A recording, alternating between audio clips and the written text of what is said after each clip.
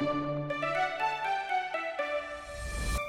United States is in deep talks with India over its reliance on Russian arms and energy, according to a U.S. State Department official reported to CNN last week. The U.S. is obviously not happy about it. But the fact is, Russian-Indian trade has been soaring in recent months. Russian President aide Yuri Yushakov said in September that trade turnover between India and Russia has more than doubled, with increases of nearly 120% so far this year.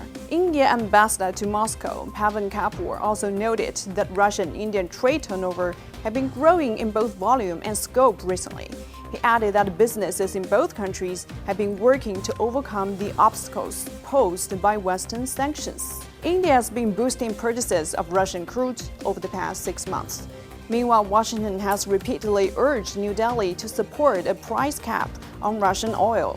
However, India has been reluctant to participate in Western sanctions against Moscow, placing domestic energy security above geopolitical conflicts. On top of that, Moscow and New Delhi have been discussing mutual acceptance of Russia's MRR and India's RuPay payment cards, as well as options to implement each other's interbank transfer services, India's Unified Payment Interface UPI, and SPFS, the Russian alternative to the SWIFT financial transfer system.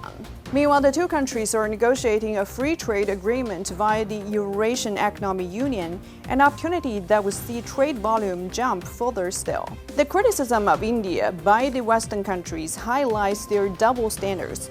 Europe is still buying Russian energy, exempting energy from their own sanctions. India has been opposing unilateral sanctions against Russia.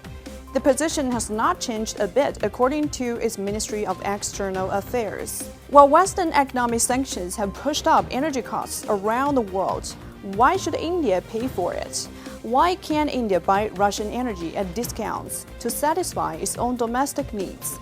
The West should take responsibility for their own sanctions instead of putting unfair pressure on India.